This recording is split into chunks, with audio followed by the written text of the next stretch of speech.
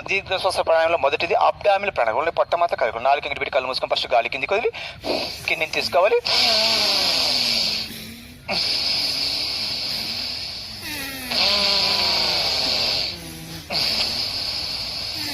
మనకు డయాఫ్రామ్ సంకోచ వచ్చింది లంగ్స్ పెరగడానికి అబ్డామినల్ బాగా హెల్ప్ చేస్తుంటుంది.